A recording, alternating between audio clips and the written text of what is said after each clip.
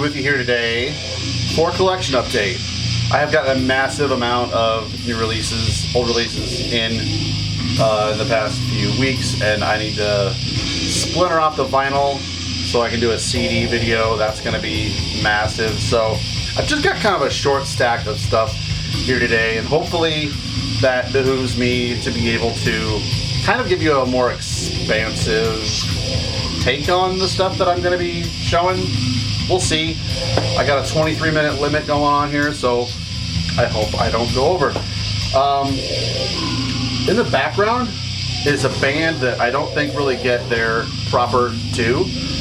This is Rigor Sardonicus. Still working on the new camera, as you can see. Let's see if I can get this to focus right. I don't know. It's nothing really to look at. The problem I think that this band has with getting noticed is that their album covers are all just like boring, blurry, black and white, dreary photos of cemeteries with skeletons on them. They're called Rigor Sardonicus, which I kind of think is like a forgettable-ish name. But they're pretty good. I'm not familiar with all their material, but I kind of always, I reach for them kind of often when I can't really think of anything better to go for. If you're into Tyranny, maybe kind of Thurgathon, this is a lot more down fucking tempo than a lot of Funeral Doom, honestly. Until Death Overtakes Me sounds a lot like this. Another like caveat that I think is maybe holding these guys back is the drum machine sound that they use is over the top. It's overt. It sounds completely fake. It sounds like a Casio drum machine that is minimally programmed. So I think a lot of people might be a little bored with it in that way. But it also kind of reminds me of Esoteric, which is an amazing doom metal band. So that's that. I hope you check it out if that sounds wonderful to you. So let's get into this, I suppose. I don't know what prompted me to pick this up. This is one of my favorite grindcore releases. I just have always had it on CD. So the CD is this 7-inch plus a couple other bonus tracks, and it's about 11 minutes long. And it's called Customized Circle by the band 324. So both the CD release and this 7-inch are called Customized Circle, but this is only about 9 to 10 minutes long, and the CD is maybe 12, 13, adds a couple more tracks on there. Either one you can get for under 20 bucks easily, I would say. 625 Thrashcore put this out. It was originally recorded in 96, I want to say, but this is some of the most barbaric, devastating, just beefed out, hulky grindcore you're ever going to hear. They're from Japan. That's where they know how to make good grindcore. And this is just fucking crucial grind. A la Terrorizer, slide riffs, napalm death kind of stuff. You know the drill, but it is some of the best. Top fucking shelf. So this came out from underneath a shoebox in, I think, Nuclear War Now's Catacombs. This came out in 2004, and it was sold out not long after, but a couple copies emerged, I guess, and so the chance to buy it again came across my radar, and I decided to bite on it, because I buy pretty much everything this band puts out. This is Cult of Death with their Razor War 7-inch. I'm really appreciating not having to fuck with glares. That looks really, really good. So this was a Razor War picture disc 7-inch. Comes in this nice envelope. Comes with this thing. This thing's for 10 bucks. I got way more than 10 bucks worth of juicy materials here. Came with a patch, which I already have a embroidered patch of Cult of Death. I'm thinking about putting it like right below and having a double up on Cult of Death. I really, really love these guys. Nice sticker, poster with some boring satanic artwork. There's no point in this being a picture disc, honestly. It's nothing much to look at.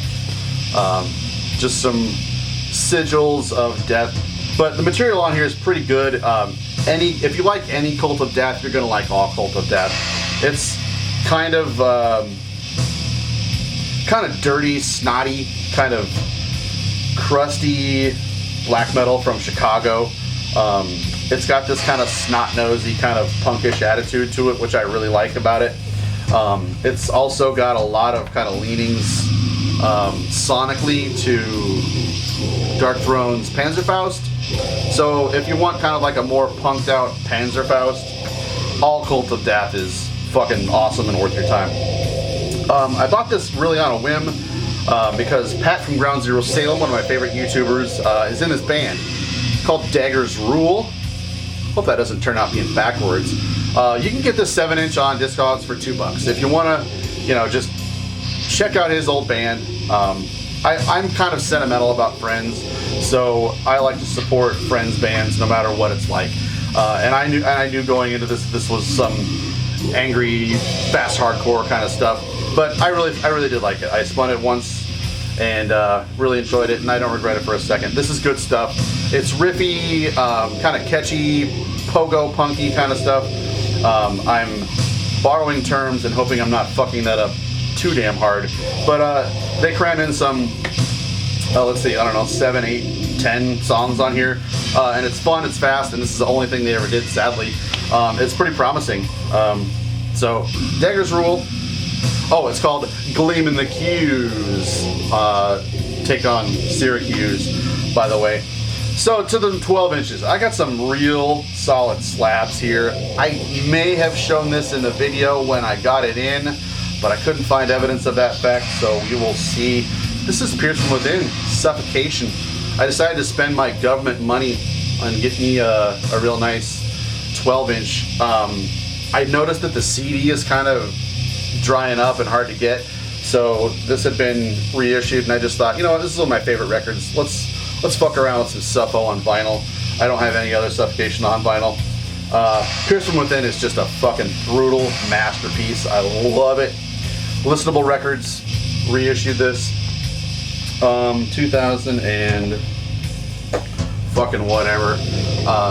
Gold vinyl, pretty sweet. You should know this one, but like if you're a Suffo fan and you just dwell in like the first 2 or 3 releases, man, Pierced from Within is worth a revisit.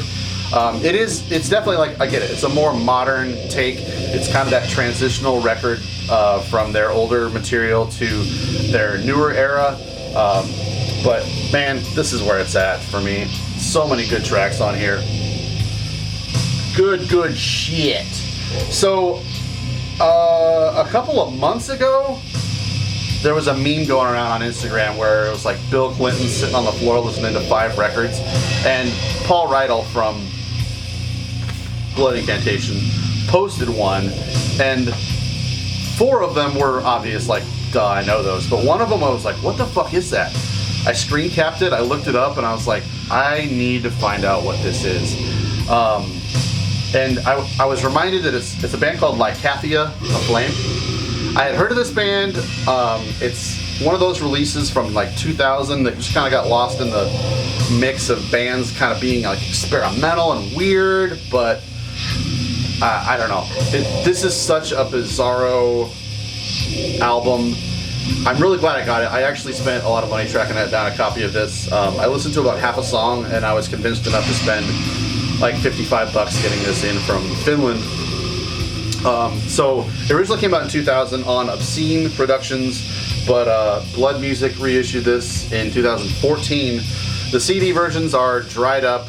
You might find one on eBay for like $75 or something like that. So I went for the only format that was even possible to buy in the moment. Packaging wise, there's not really much to look at here. Lyric sheet, black vinyl, you've all seen that. But this is some fucking weird stuff that I can't really, it's challenging to describe adequately. If you took like the weird Phrygian kind of Egyptian sounding chords of Melishesh and mixed it with like Flo Mornier's drumming on early Cryptopsy, that's kind of like my go-to description of it, but it's got a lot of depth, a lot of different instrumentation going on. These guys were just thinking completely outside the box, and I think it scared a lot of people off, and it was happening at a time where I think a lot of bands scared a lot of people off from this kind of stuff. But if, you know, a super huge endorsement from Paul Rydell of Blood Incantation doesn't sell it to you, and my wholehearted endorsement. Doesn't sell it on you. I don't know, go fuck yourself. But this is fucking amazing. Gotta keep it. Okay, actually I'm doing pretty good on time, actually. So, speaking of Blood Incantation, I loved this. Before it came out, I got the leak of it. I fucking fell in love with it immediately. I do love it, Blood Incantation, but I was not expecting something so familiar, so palatable, so courageous, I guess. It's fucking, there's so many good things you can say about it. And people need to understand that you've got to remove hype from the band, the album. Sometimes I get a little leery of an album because of hype, but I don't ascribe that to anything inherent in the music or the format or the label or the people. I don't think, but this is an amazing fucking record, and I had it on CD when it came out. Decided I needed the LP copy because of this, like, there's like this weird propaganda, I guess, Stargate Society propaganda in here, and I was just seeing it over and over and over on Instagram, and I was like, I have to have that. There's a lyric sheet. It comes on green vinyl that matches the color. Apparently there were like fucking 60 variants on this son of a bitch. I didn't care. I just didn't want to get a picture disc version of it or whatever. So I just ordered whatever was on Dark Descent's website. But this album rules. I'm sure you've heard it. This was in my year-end list last year, I believe. It's got a poster with it. I would maybe consider hanging this up. But yeah, the book was kind of fun. I don't really know what to think. I don't really know what to make of this. I don't know if these guys truly believe in all this stuff or what. I get that it's kind of trollish, I guess, for lack of a better term. It's provocative in a new way, and I kind of like that about it. But musically, it's fucking godly. I think it's amazing. It's like to have an album at this day and age reference so many different metal bands of the mid to late 90s and bring me back into that time period so well, but also do it in a way that sounds like Blood Incantation, to offer enough ingenuity and originality to it is something that's really hard to pull off, and I think that's why they deserve a lot of credit for doing that. So I did talk about this album in my last Bandcamp update, but I got the LP copy of Coral Cross 002. The way I'm guessing this was maybe pressed on some like kind of on-demand printing kind of thing in like super low runs or something, like maybe 100 copies or something like that. I don't know. But this album impressed me super, super hard. Came with a patch. Okay, you just gotta be patient with the focus, I guess. Oh well. But this album is super experimental and weird and diverse. At first when I heard this, I was like, okay, this is some young kids who can like make any kind of music on a computer, and they decided to start like fucking around with incorporating black metal into pop and jazz and other kind of avant-garde kind of stuff. But it turns out this guy is actually older than me, and he does a lot of different kinds of styles of music. His name is Jorge Albrecht, and he just decided to be like, okay, I'm gonna do some black metal kind of stuff. Lev Weinstein from Crowless and a ton of other like New York experimental kind of stuff plays drums on this and helped write some of this stuff, but it's incredibly arranged and written and recorded, mastered. It's fucking amazing. If you're up for a challenge, I highly recommend checking out this Coral Cross album. You may be able to still find LP copies of it on its Bandcamp for fairly cheap. We'll see. Last but not least, I've been a fan of this album for a really long time, and I've always kind of wanted it on CD, but I've been kind of coming around to the vinyl a lot more lately. My good friend Ron of Pagan Flames introduced me to this album when I was probably 20 years old, and I loved it because it was like thrashy, old school, sleazy. This is Coven's Blessed is the Black. Now I'm going to hold this up for a really long time so you can just enjoy one of the greatest album covers in all of metal. I just think this is tremendous. I actually did some research a few minutes ago to see what other album covers does this guy do. None. Nothing else. This is a dead end. I was so bummed when I found that out because I love this artwork going on here. So Coven were a Seattle band. I think they were just kind of like a garagey punk band who quickly kind of got more muscly and brutal. But they're thrashy, trashy, real punky kind of sounding, but they can write a good song. They've got chops. They've got a lot of diversity in their songwriting structure, style, and they can write lots of different stuff. I think for a comparison, this might have informed early Macabre quite a bit because it's super tongue-in-cheek, it's jokey. They've got songs like 6669, Rock This Church. It's just a fucking fist banger. There's a lot of like jokey kind of material going on, but I found a sealed copy of this on vinyl on eBay for fairly cheap. So Eric Bauer, thanks for reminding me that I need to pick this up. And like with artwork like that, you've got to have that on 12-inch fucking format. If you're not familiar with Coven whatsoever, they got kind of more and more intense and I guess technical as they progressed over their 3 records. But this one is, I think, I'm really surprised a lot more people didn't pick up on this back in the 80s. Came out in 87, 88. I think it was recorded in 86 and came out in 88 if I'm not mistaken. But anyways, that's Coven. It rules. My battery's low. We'll see you next time. Thank you.